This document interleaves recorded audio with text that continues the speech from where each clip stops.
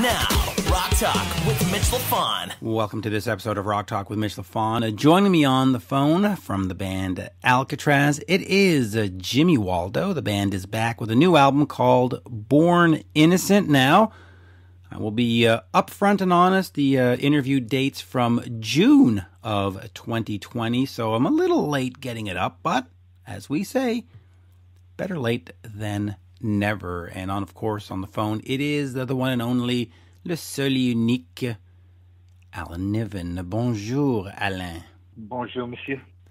Yes, so, well, a couple of things here before we get into Jimmy Waldo. I have to read you this fan email I got the other day. It is absolutely fantastic. So, we did this interview or show or performance, whatever you want to call it, of this 2001 Bon Jovi interview. And I told you the entire story about how the record company promised me an interview, and then they gave me a CD with a cue sheet that had questions, and track 1, track 2, track 3 had answers. And so we put it up, and there was no chicanery or any kind of hidden agenda there. We said what it was, but then I got this email, and I want you to respond to this.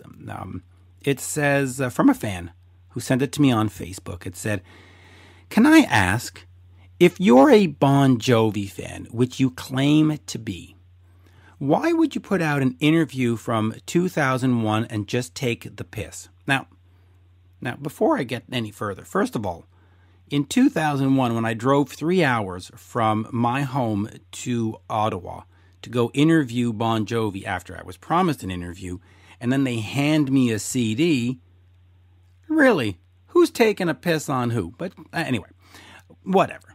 It says, let me continue. "I love most of your stuff you put out, but I thought that this was uncalled for." Really? Uncalled for? Putting out an old interview and actually laying out the entire premise as to why we were doing it is uncalled for? Okay. And it says,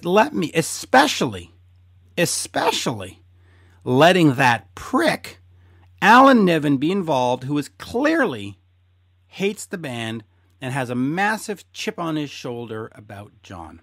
Now, first of all, Alan is not a prick, and I don't think he has a chip on his shoulder about John. But now, I will turn the floor over to you, Alan, and I'm going to keep the person's name off the record because I'm not here to do that. But Alan, first of all, do you have a chip on your shoulder?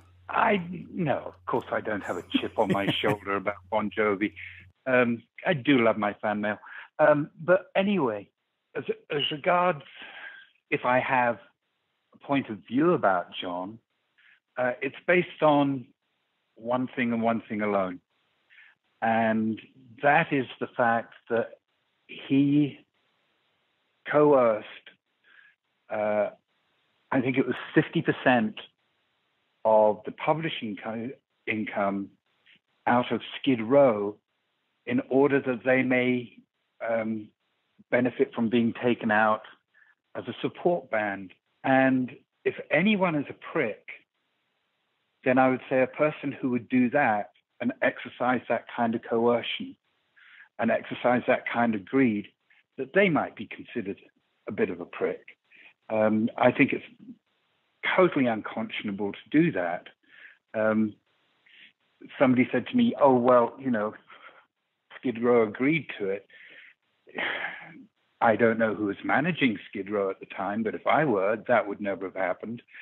And on top of that, I would suggest Skid Row were young, excited, and had no experience of the significance of publishing income. For an awful lot of bands, that was all that they saw, because good luck trying to get paid royalties out of a record company that is looking to charge back everything they can. Just to give you a little snapshot, there were two things to me about publishing. First of all, internally within a band, I encouraged those that I had to advise that they would credit whoever wrote the song, but that they shared all income And if a non-composer, non-writer left the band, then they would lose the privilege of sharing in that income, because there were two things that I was aware of. Bands tend to implode and fall apart, fighting over disparity in publishing income and fighting over girlfriends and wives. The latter I couldn't do that much about, but I could do something about the publishing situation. And publishing is absolutely an essential money stream for any band, especially one that's trying to get on its feet. Guns N' Roses came to me and said, Niv, we want to do a publishing deal. And I sat them down and I said, listen, fuckers, how long have you been eating shit? Well, Niv, we've been eating shit all our lives. Fine. Then I want you to eat shit for another 6 months. And at the end of that 6 months, retain at least 25% or maybe even 50% of your publishing income. Form your own publishing company and make sure all the publishing company comes to you in perpetuity, because it's just a form of usury. And when you're young and you're signed and there's not much money left over after you've made the record, you look around and go, well, I'm signed. I'd like a new car. Let's get a publishing deal. Wrong. Bad mistake. You need to retain your publishing copyrights. It is absolutely essential. So for another artist to come along and take, I think it was 50% of Skid Row's publishing, just as they could open up for him, that I think is unconscionable. And if I have an attitude to Bon Jovi, it's just, if I think of that, I think that that was a rotten thing to do and a greedy thing to do. So there's my point of view on Bon Jovi. There's your point of view. And I'll ask you this. I have heard, and it might be just a rumor, it might be completely false. I don't know. I am not speaking this as fact, but I've heard over the years that Bon Jovi also did the same thing to Cinderella. Are you able to speak to that at all? Are you aware of that being done to Chicken Curry, or Fred Curry as we call him? Do you know? No, I have no knowledge of that. Okay, and neither do I. So we'll throw that into the rumor bin, and we'll leave it at that because we don't want to get anybody in trouble. The other thing that I find here is the writer of the email says that we took a piss on Bon Jovi. I don't think so. I think if we had not done the preamble, not set out what it was and why it was and how it happened and why we're doing this now, maybe perhaps, but for 15 minutes before we actually got to the interview, we were exceptionally clear, and then on top of that, we were even clearer. I mean, on top of that, it was just silliness. We were just playing a Python-esque take on it. Yes. Have you ever heard some of these morning shows, savage artists and young artists, old artists and new artists? We didn't savage anybody. We just slightly poked the bear for doing something that was, I think, inauthentic and arrogant. Yeah, you don't do that to somebody. We explained this at the time. Pick who you want to talk to. Make sure that there's somebody that you feel is genuinely empathetic, and have a genuine conversation. To hand out a list of questions or pre-recorded answers is not an interview. It's an insult. Yeah, and I don't even go that far in my whatever condemnation of it. I actually think, looking back, 19 years later, that it's kind of funny on a very sort of fluffy Comedy Central kind of funny, of a pre-recorded interview. And listen, there was a historic documentation on those answers, and so we got them out. But to present it as an authentic 2001 interview would have been even worse. So to frame it the way we did in a kind of a funny way, but still let the fan have the actual documented answers, because we played the tracks in full. Some of the answers were only like 24 seconds, but that's not me. We didn't edit anything. I played it as it was recorded. And even the sound of the recording I love, because the record company had gone to the extreme of making it sound like you were in a cavernous backstage area, and you could hear some sniffling and some coughing, and like they really made it. They tried to make it sound authentic, like, "Hey, it's Mitch Lafon backstage with Bon Jovi at the Bell Center in Montreal. How's it going?" Like they really wanted it to be that. So I don't know. Listen, I thought it was a fun episode. I have nothing wrong with it. I disagree with that email, but listen, it's your point of view. Your point of view. Fine. I think it misses the point as to what we were trying to do, but okay. C'est la vie. Oh, and just real quick, you talked about the publishing, and you were very wise in doing what you did with Guns N' Roses, because I heard from a lot of bands, and I think this is one of the problems with Rat, if I'm not mistaken, was that you would have the principal songwriter driving around in a Porsche or a Lamborghini with a pool and 3 houses, and the drummer who was there and participated in making the music, the guitarist who was there and participating in making the music, are still living out of a 1-bedroom apartment, driving a beaten-up old Honda with rust on the side. And that happened to many, many bands over the years. And I could see at some point, while you're playing Giant Stadium, and your lead singer has 4 houses and an estate in the Caribbean, and you're driving around a used Honda, you might go, "Well, fuck him. I'm out of this. This is not, So, did you ever see that, by the way, those extremes? Well, yes. And it completely undermines the sense of one for all and all for one brotherhood.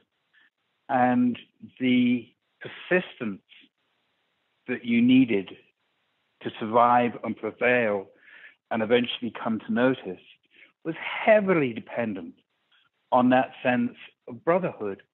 So a lot of my decisions were through the prism of, does this work for a sense of brotherhood or does it not? And, it would have been easy to go, "Oh, Axl, you're the most difficult person to deal with, so why don't I placate you by making sure that you get the lion's share of the money?" That to me was anathema. A band is a band is a band, and hold it together. And there should be a sense of equality about it. And of course, when a band dissolves and they hang it up, then those composers get full benefit.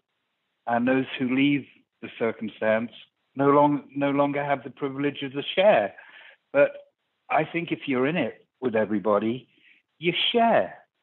It's a sense of respect to those who play behind you or play with you, and you try and hold it together, and you try and hold that vibe together. Oh yeah, and I know people out there who know exactly what I'm talking about. You've got one guy who's got all the gold, and you've got other people that have to go shop at the thrift store, and you're like, wait a minute, we're on the same album, it's the same Billboard chart, it's the same Long Beach Arena or Staples Center or whatever it was back Forum, and you go, and that individual, Mitch, made the same commitment. Yes, everybody's making that commitment, and everybody's taking that chance. So it just made sense to me. Yeah, and I also say that it sort of takes all 5 parts to or 4 parts or whatever to make a song. It's nice that a guy wrote a lyric and he said, I have a riff, but at some point, the keyboard player said, okay, well, how about this? And the drummer said, well, how about that? And the bass player, the song is all the parts to me. It's not just one guy who had an idea. Oh, I wrote a great lyric. Well, great. But that great lyric without this great music is just a lyric. So anyway, let us get on over to Jimmy Waldo. This interview is from June 2020. And of course, it is Alcatrazz. He's talking about the new Alcatrazz album, Born Innocent, which by the way, if you go online and look at the reviews, I'm seeing 4 on 5s. I'm seeing 8 on 10s. I'm seeing 9 on 10s. It's a great album. Go check out Born Innocent. And here is Jimmy Waldo. We are speaking with Jimmy Waldo of the band Alcatrazz. The new album, Born Innocent, coming out later this summer. And as we say in Montreal, bonjour, Jimmy. How are you? I'm fine. I'm great. And hello to Montreal. Yes. One of my favorite cities, for real. I love Montreal. Yes, it's a great city, especially once we get it all open and we get concerts and stuff going on. But let me just quickly, before we get into Alcatrazz, you, along with Gary Shea and Hirsch, and of course John, were the first band I ever saw live. On August 6, 1979, I went out to the Montreal Forum, home of 24 Stanley Cup champions, the Montreal Canadiens. You always have to throw that in there because somebody in Toronto will say, "Shut up, Mitch, shut up." But I have a funny story. When we get done with this answer, I'll tell you a funny story about that. I'm looking forward to it. But you know, I went out to see Kiss on the Dynasty tour, like a lot of us that are past 40. We went to see Kiss on the Dynasty tour. That was the one to go see. But of course, New England with you and Gary opened up. So de facto, you were the first band I ever saw. So just real quick, how was that tour for you? And how exciting is it to have opened on that Kiss tour that has become so memorable for so many fans? That tour was amazing for us. Kiss.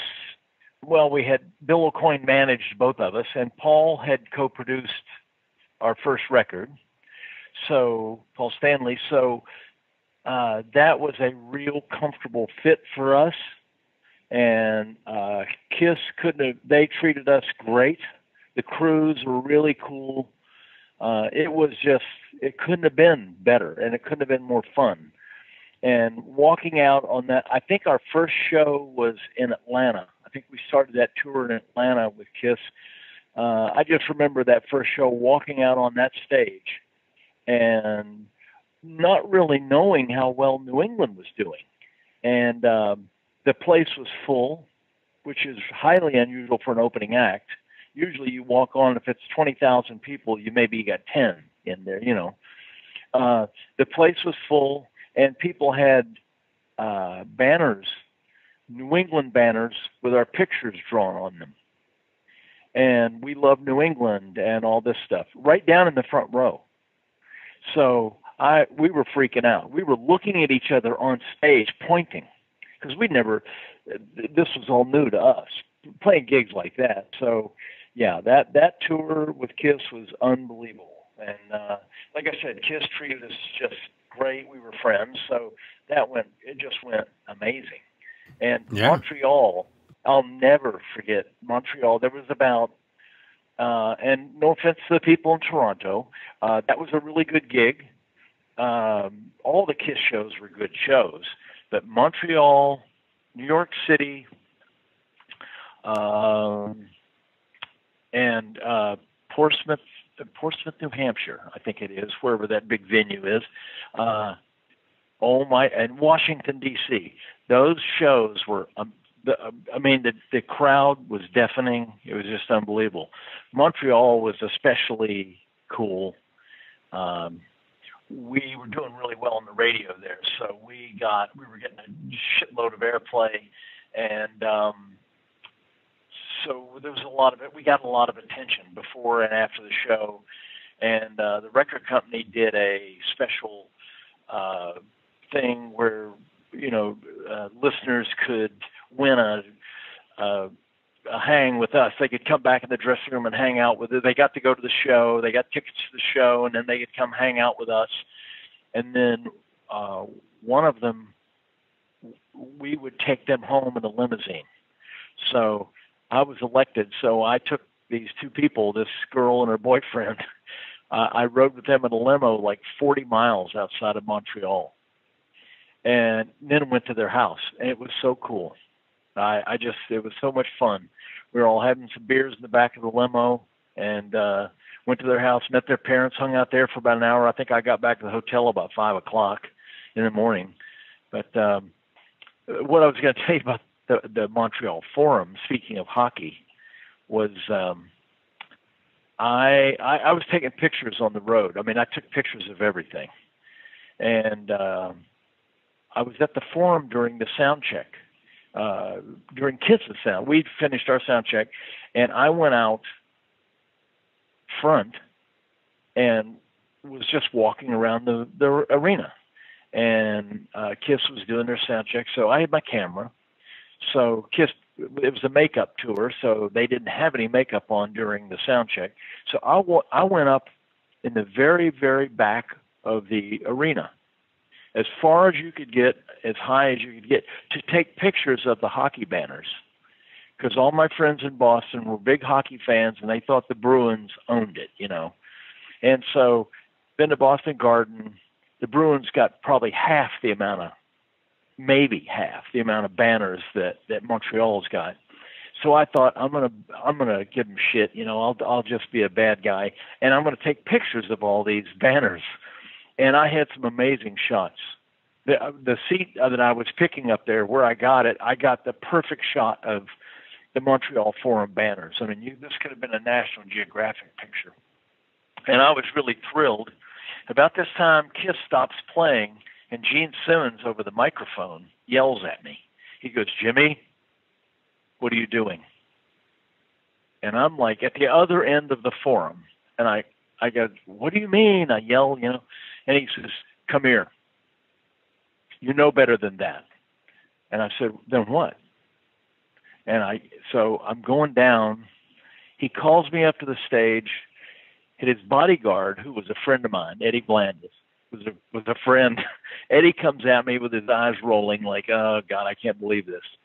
Gene says, "Give him your camera. You were taking pictures of us from up there without our makeup." And I said, "No, you guys weren't even in the picture." I said, "I was taking pictures of the hockey banners."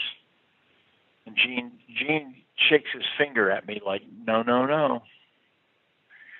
And I said, "Oh, man." I said, "Gene, please, I've got a lot of personal pictures on here. I really don't." "No, Eddie, take the film out of the camera." So they confiscated the film out of my camera. And oh, man. I didn't get my hockey banner picture. So I gave Gene shit about that for the rest of the tour. Every time I'd see him, I'd go, "Do I get my film back now?"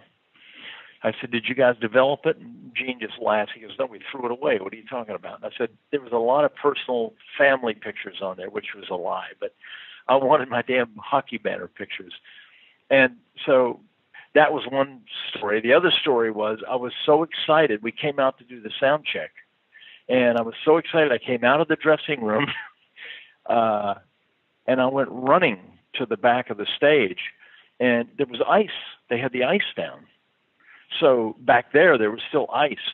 So there were boardwalks, wooden boardwalks, that you're supposed to stay on the boardwalks because there's ice.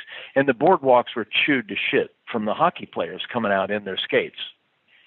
So I was running down the boardwalks, and I went to take a shortcut across the ice. I wasn't even thinking. I hit the ice. I fell on my ass and slid about 50 feet across the ice. And I thought, how cool is – I didn't get hurt. So I thought, how cool is that? I fell on my ass on the ice at the Montreal Forum. That's the greatest. I just – you know, so that's great memories for me of Montreal. And then we went out the next night, or it was the night before the next night, we went to some bars. And it's like being in Europe. And I was amazed at how friendly everybody was and loose everything was. People were just like going out of these bars. There's nobody at the door like busting you about anything. It's just very, very friendly, loose atmosphere. So we go in this one bar and people were smoking hash, and it blew our minds. It's like people are sitting at tables, drinking, smoking hash. I don't know if you remember that or not, but in those days, but oh my God. I mean, it was just a whole nother world for us. Montreal is a very interesting place. Now, no, at that time I was like 10 or 11 years old, so I wasn't at the bars. Well, but it was Montreal. I've always said, and Quebec in general, I've always said, is sort of the last of the wild frontier. We get away with a lot of stuff that we wouldn't get away with in other cities. and yet we're still very nice, and we're still very civilized, and we're still just having a whole lot of fun. But let us get over to the new album, because it is Okay. It is, of course, the first one. Born Innocent is the name of it. It is the first one in 34 years. So talk to me about getting the guys back together, getting Gary and Graham and yourself, and saying, okay, if we're going to do this, we're going to do this. We're not just going to go tour the club scene and play the old hits. Let's give the fans new music, and let's just do it proper. Talk about that decision to do it proper and not just rely on 3 albums years ago. Well, Graham and I'd been touring with Graham in the Graham Bonnet Band, which was Graham and myself and the drummer that we have now, but Bethany on bass and other guitar players. We went through 3 guitar players, and I won't mention any names, and I was frustrated, Graham was frustrated, and we both looked at each other, and our manager suggested, Giles Lavery suggested, hey, you know what, guys, we should do Alcatrazz, forget this. And Graham I would, let's do it. And I was thrilled, so that's when we decided. And Bethany had to leave because of her children and family stuff. Her parents are not doing well, and she's got 2 kids that are getting older and a real handful. So Bethany wanted to leave anyway, couldn't tour anymore. So, and we were going to get a new guitar player. So we thought that's the time to change gears. And that's what we did. We just stopped everything and started writing for a new record to be Alcatrazz and looking for a guitar player. And that's when we found Joe Stump. But in the meantime, we did use some guys on the album that had been in our past, in Graham's past and my past, and Blackthorn with Bob Kulick played on, co-wrote and played 2 songs, and Joe Stump played on everything. But and Steve Vai wrote a piece, and Joe played on that, and so on. But yeah, we just thought, the Graham thing just didn't feel, we were doing some Alcatrazz material, but it wasn't right. The guitar players couldn't play it. It just wasn't right. The band wasn't playing it right. So Graham and I, from a musical standpoint, thought, if we're going to do this stuff, we need to get a guitar player that can really do it justice. And Joe Stump is the guy. Joe kills it. So, well, it's not easy to replace Yngwie Malmsteen and Steve Vai. I mean, you can't just be some chump off the side of the street. So no. But it's interesting, by the way, because the Graham Bonnet Band had a couple of good releases, and then of course I saw Graham last year. Was it last year or 2 years ago when he did the Michael Schenker tour in which was fantastic. By the way, what a great night of rock and roll that was. Yeah, that's pretty cool. But you do have this brand name, and people hate it when you say brand instead of band, but you've got this brand name, and why not use it? I mean, people will unfortunately remember the name Alcatrazz maybe more than Graham Bonnet Band, and that's not to be disparaging, but why not use it? You use it, and I'm glad you're using it. Well, yeah, and we thought the same thing. That was one of the thoughts. Our manager said, guys, no offense to Graham and I and Giles and Mark, the drummer, sat all together and talked about exactly that. And Giles said, we've been touring now, a lot of touring as the Graham Bonnet Band. And he goes, I think we will do better numbers at the door if we call it Alcatrazz. He goes, that's number 1. 110% correct. I know Giles, by the way, and he's right. And he's right. Yeah. Yeah, there was a pretty remarkable change. Also, attitude. People, we got on festivals that we couldn't get on before, and the band was heavier. So, and that's what I wanted more than anything. I wanted to be heavier. So I knew a new Alcatrazz playing that older material, it would be heavier than it was then. And I love Yngwie, and Yngwie. Incredible. I mean, forget it. but what we were doing was heavier than the original Alcatrazz was. So Joe Stump is more of a metal guy, and nails the Yngwie stuff, plays that stuff in his sleep. So that's one of his favorite people in the world is Yngwie, so that just worked out perfect. But yeah, the brand, you're absolutely right. The brand is the whole thing, and that took us to a whole nother level really quick. Yeah, of course. And I mean, you've got the same guys standing on stage, and it's out front, you've got double the audience. I mean, and that's just because of the name. I mean, that's how easy it is, right? Yeah. But talk to me just real quick about making new music, because you could, of course, just put the name. We know the brand has power, and you could say, hey, we've got these 3 albums, and we're going to come out and we're going to play the best 15 songs from these 3 albums. We'll do 75 minutes. Merci, bonsoir. We're going home. And then somewhere along the line, somebody said, no. We've got to come up with at least 10 new tracks. So are these like leftovers from back then? Did you have a writing session? Oh, no. Okay, so these are brand new. Oh, no. And how do you? This was all brand. Yeah, when we said, okay, we're going to do Alcatrazz. We're going to get a guitar player. We wanted to get rid of the guy we had anyway. So we were like, when we get a new guy, now we're really going to get a guy that's the right guy, and we're going to start writing.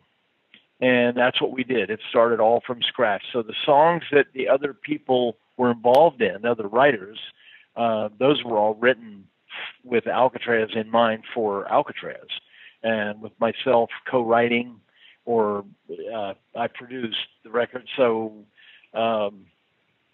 Giles and I, and so yeah, everything was about Alcatrazz. And so when these guys were writing, like Dario Molo in Italy, he and I would Skype for hours and talk about it. And he knew all about Steve Vai and Yngwie, so he gets it. Dario gets it immediately. So when he and I talked about it, I said, no offense, Dario. I said, I love you. You're an amazing guy. I love your material, but this is Alcatrazz. So think Alcatrazz, think Alcatrazz. And that's the way it was. Bob Kulick, same thing. Steve Vai, we wanted what Steve would do as Steve. So I didn't have to say anything to Steve. He knew what it was all about.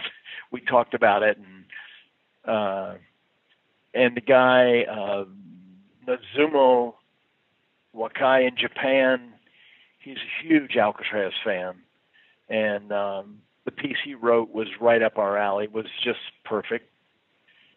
So it worked out. And Chris and Pelletieri, that goes without saying. Chris had auditioned for Alcatrazz, in the beginning with Steve Vai. And Chris and I have been friends forever, and Chris knows what we're all about. And Graham had done 2 records with Chris, so it all made sense. It did. So you've got, of course, No Parole, you've got Disturbing, you've got Dangerous. So when you come to Born Innocent, do you say to yourself, okay, we need to sound like 1983, 85? Do we have to sound like that Alcatrazz, or do you have some freedom to say, well, okay, we need to, of course, have something in common with the old Alcatrazz, but we also got to make it new for 2020. We can't just, cook up a recipe. Well, we knew that I felt with Joe Stump playing guitar and myself playing keyboards and Gary playing bass and Graham singing, no matter what we did, it was gonna be very reminiscent of that first record. And we just kind of went on that premise that we're going to be okay. We don't really have to think about it too hard, that it'll be okay. And especially with Joe, because Joe is right there. With Yngwie, Richie Blackmore, School, and the stuff that I wrote, Joe just took right to. So it's all coming from most of the same guys. And in Joe being that kind of guitar player. So we didn't really have to think about it, to be honest with you. I mean, certainly it was talked about. We go, wow, that kind of sounds like it could have come off of No Parole. And we kind of laugh and just move on. We didn't really spend too much time dwelling on it, put it that way. Yeah. Just real quick, I know you mentioned Bob Kulick. Bob and I spoke before his passing almost every day for 6 months. We were on the phone sometimes 2-3 hours a night. Devastating loss for me to have Bob pass away. Any memories of Bob or anything you want to just say about him? Because, man, it was so unexpected. It was tough for me. It's still tough for me, I must say. Yeah, I felt really bad, and a lot of great memories with Bob musically. Bob and I clicked. Writing songs together for us was easy. Rehearsing was easy. Producing the songs in the studio was easy. I mean, Bob and I just clicked. You know, he was a good guy to work with, a real pro, great guitar player, and a real professional, real stickler for being a professional. So that's my fondest memories. And then writing with Bob was fun because there was no bullshit. Bob and I would write a song, and it'd be like he had a riff or I had a riff, and it would just take off. It would just like no problem. We would write the bulk, the basics of a song would come out of us in 20 minutes. Like the old days when you hear about, the Bee Gees would talk about some of their biggest hits they wrote in 20 minutes. And I used to think that was like supernatural, but it's not. That's kind of a real natural thing. If you're both on the same page and there's no egos involved, stuff comes out pretty quick. Beatles songs, I've heard McCartney say that. They may work on a song for a week, but the initial song happened in 20 minutes or a half hour. So Bob was that guy. He and I could get together anywhere, anytime, and write a song. It was always fun. And yeah. Oh yeah. Like I said, real pro. Yeah, real Bob, pro. I loved Bob, and I still do. And anyway, let's not to sound disrespectful, but let me get back quickly to Alcatrazz. New England. You do the tour with Kiss back in '79. Eventually, the band disbands. I think Gary went and worked with a young Vinnie Vincent at the time. Did you work with Vinnie Vincent as well? I can't remember. Yes. The way that went down, that was real quick. New England broke up, and the three of us were in Boston. Hirsch and I and Gary were in Boston. And I called Gene Simmons looking for a guitar player. And Gene... literally, I just picked up the phone, called Gene. Gene goes, "Don't look any farther. I've got the guy." And he goes, "Take down this number." I wrote down the number. He goes, "The guy's name's Vinnie Vincent." And just call him. I literally hung up the phone, called Vinnie. Vinnie and I talked for about 15 minutes. And Vinnie goes, "So you guys into coming to L.A.?" And we just said, "Yeah." So he said, "Okay, I'll send you some songs. Learn these songs. I don't want to be in New England. I don't want to be the replacement. No offense against New England. I just, and I'm like, it's an opportunity. We're looking for opportunities. Sent me the songs. Hirsch and I and Gary learned these songs with no guitar player. Had a Marshall in the room. Vinnie flew to Boston. We played the songs one afternoon, and Vinnie goes, "Done deal. Sounds great. Sound like a band." So we all got on a plane a couple of weeks later and moved to L.A. and started the Vinnie Vincent. Well, Vinnie Vincent, at the time it was Vinnie Vincent. Started rehearsing and doing showcases and ultimately did a demo for CBS Records. And that just was... before Vinnie... What was that? That was Warrior, right? Yes. And that must have been a fun experience. So let me just sum that up. So you, Hirsch, and Gary were considering continuing New England, and you were looking for somebody to... Okay, and so Vinnie was going to be like an audition for that, and then somewhere along the line we went, no, we're going to go do Warrior. Well, Vinnie right away said, but I'd heard... Gene was telling me, and I trust Gene. Gene said, "This guy's an amazing writer, amazing singer, amazing guitar player. You're going to love him." We had toured with Kiss, so Gene knew New England. He knew exactly what we were about personally and musically and everything. So Gene said, "This is the perfect fit." He said, "You gotta work with this guy." So when Vinnie said, I'm really not into being in New England, I'm really into doing my own thing, I would think about what Gene said, and Gene's no dummy. So based on that, I thought, you know what, we got to give this a shot and not worry about whether it's Vinnie or whether it's New England. Let's just get together and play. And we'll start with Vinnie's songs. And that's, it went down real quick. It was just like, okay, this guy writes and sings his ass off. So why would we be doing New England? Force this guy to do New England when he's got his own thing that's working great, and we can all be part of that. And that just seemed to make a lot more sense. So that's what we did. And I'll finish on Vinnie real quick, but what kind of songwriter was he? Because we always talk about Vinnie being a great songwriter. Everybody says he's a pain in the ass to work with. Okay, fine. But he still has a lot of talent, plays like a mother, and he writes great, right? So let's stay to the positive.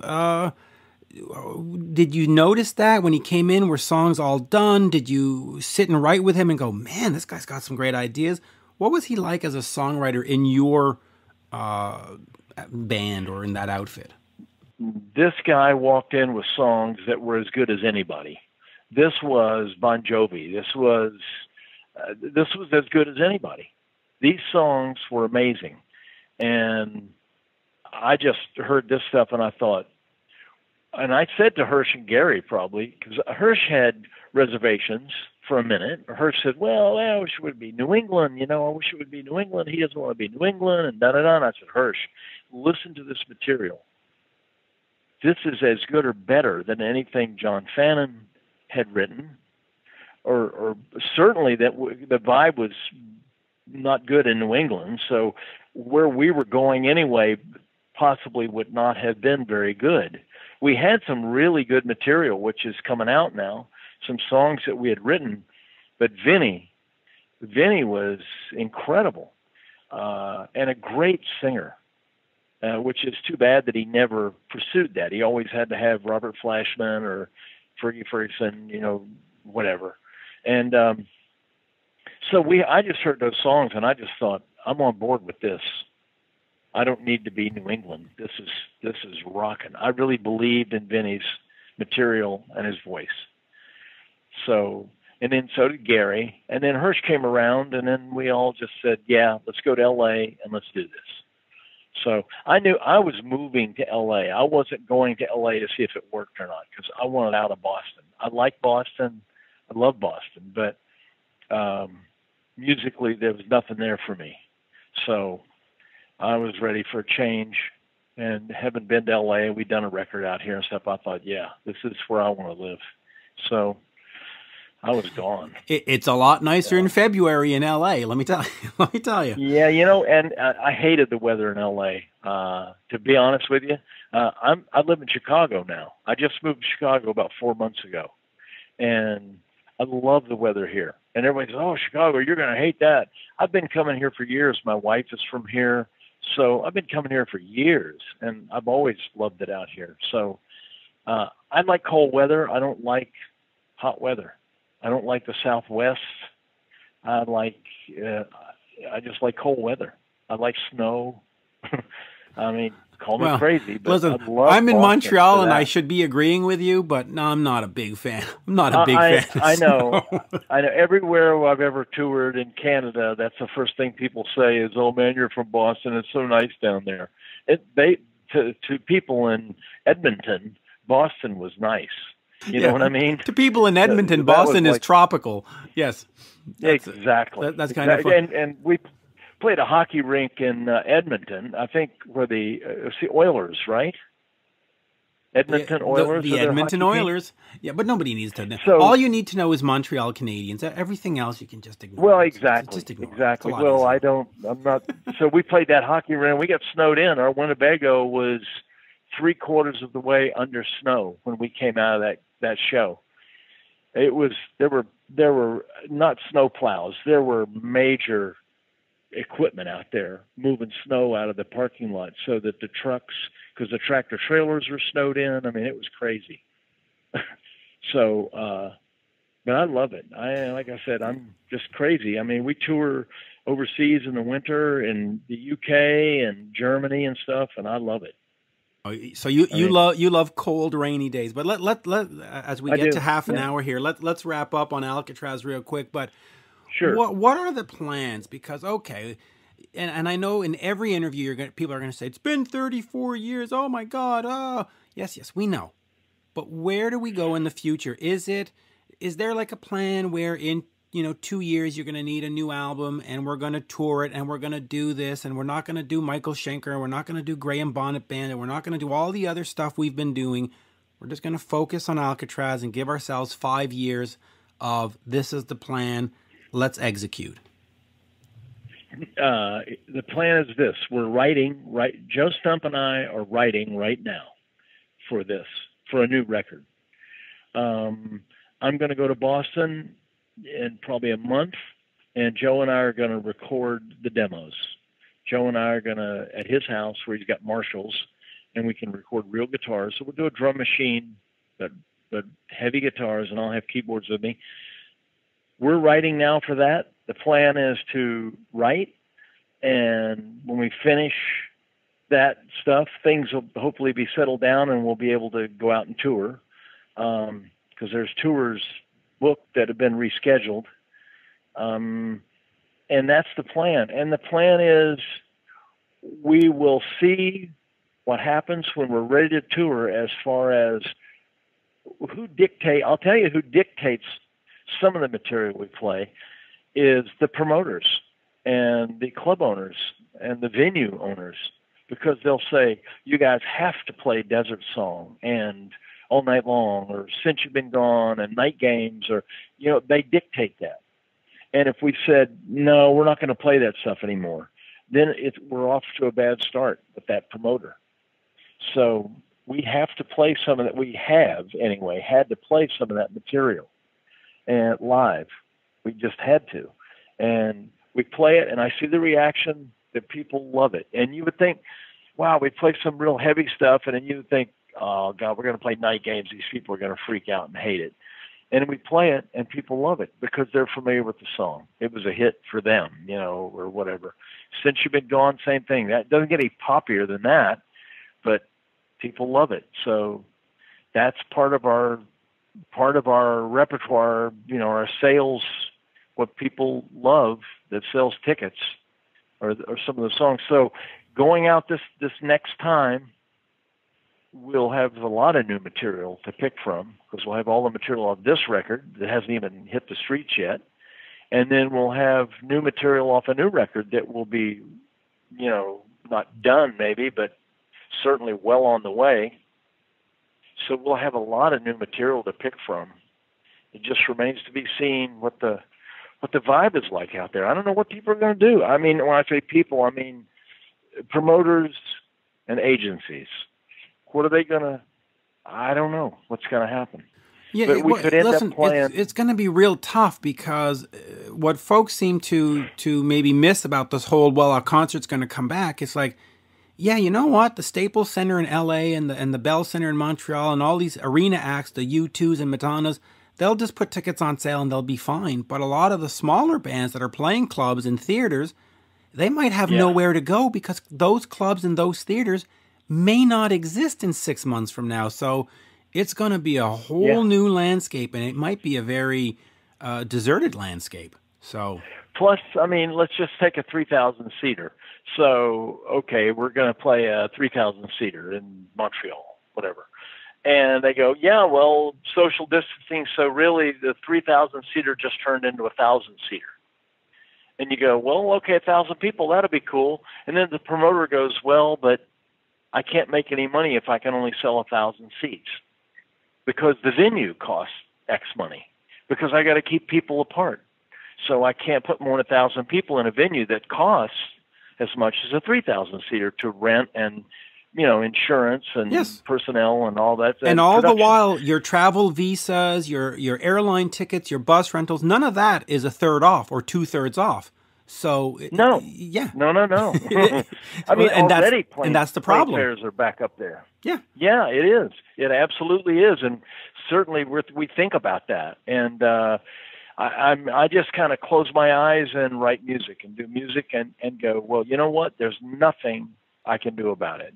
And that's kind of where I'm at these days. About everybody doing all these conspiracy theories about, all these things about why this happened. And I go, that's fine. What can we do about it? Nothing. There's nothing I can do about it. I'm going to be a musician. I don't want to be a FBI agent or a whatever. And I don't want to be a concert promoter. I don't want to be the guy that comes in and tries to solve the concert promoter's problems. I'm going to do my job, and whatever happens, happens. Because I know the promoters are going to want to do it. Club owners want to do it. Venue owners want to do it. It'll just be a matter of, can you fill a venue safely, and are you going to be allowed to, and all this stuff. So, boy, I don't know.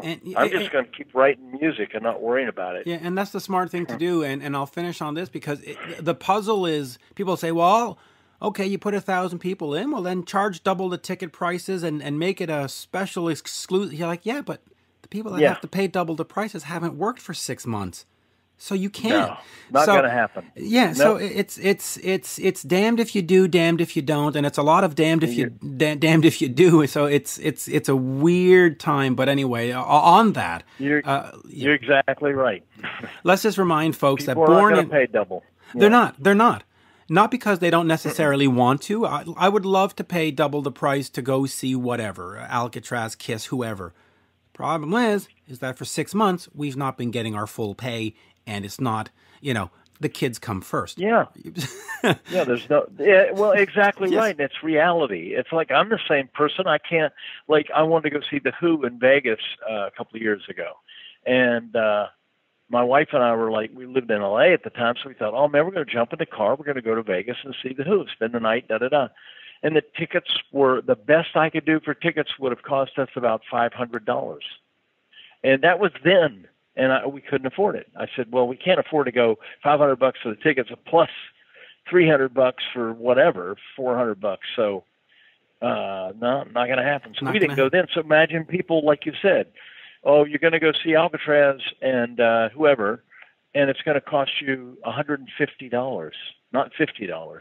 Well, people are going to go, well, I just can't do that. Yeah, The Who are my favorite band in the world, but there's no way. I didn't have that kind of money, laying around, and I could just go, well, yeah, so what? We spend $1,000 a week. So what? I couldn't do it.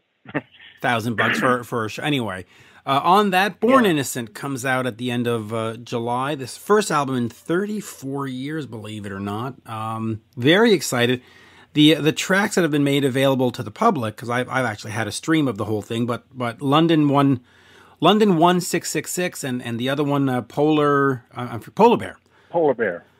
Yeah. Great stuff. And I have to say, when I went to see the videos for the first time, I was like, well, what do I expect here? And everybody's a little bit older and especially London, it just hits you right between the eyes and you go, oh, okay, they're not doing soft rock for the older folks. They're still doing the metal. Okay, great stuff. Just great stuff. And I feel people ask me about that, and I go, I don't know. I feel when I get in front of a keyboard, I don't feel any different than I always did.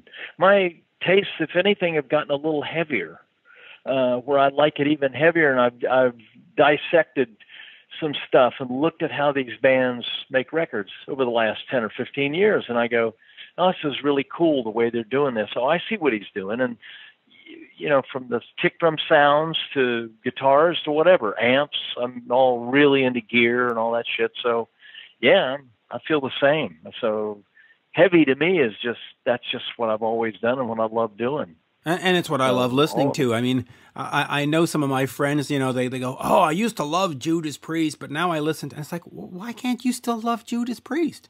You can listen to other stuff. Why was there an expiration date? Of music. Yeah. Yeah, exactly. And I did a world music project, which 3 albums, and I toured.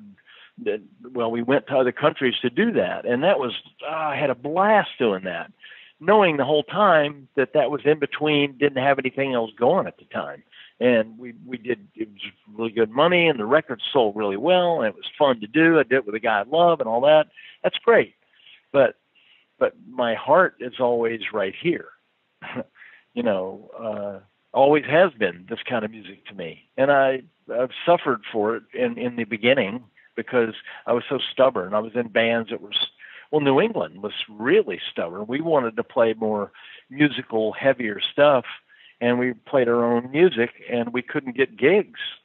And we got fired from clubs. We'd play 1 week, and they'd never have us back because we'd jam, and we'd go off on these long jams and playing rearranged versions of Tend My Garden by Joe Walsh and all this crazy stuff. And people go, what is that? We want you to play the hits off the radio. Play Stairway to Heaven, play whatever. And yeah. Anyway, on that, Jimmy, an absolute pleasure. Thank you for being the first band I ever saw perform, because here we are, let's do the math, 41 years later. Is that the right math? 41 years later. Like that. Still love rock and roll, still love going to shows. And I'm just saying, if it had not been for that first night, had that first night been a complete disaster, maybe I wouldn't be doing this today. So thank you for putting me on the right path by delivering a great show with Kiss. Oh, you're welcome. And I'm sure you'd have been on the path anyway. I'm sure you'd have seen a show the next week or something and have put you on the path. So that's great. That's really great.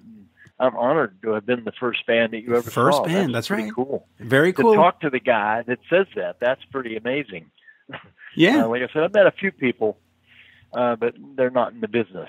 So it's interesting that you've been in the business as long as I have at this point. So, well, in a sense, because I did my first interview with Gene Simmons on June 9th, 1980, at the age of 11. So I've actually been doing this for 40 years. So there you go. There you go. That's amazing. Amazing. Let me just hang up here on the interview, and I just want to say one last thing off the record here. Hold on. So on that, as we say in Montreal, merci beaucoup, and hold on for a second.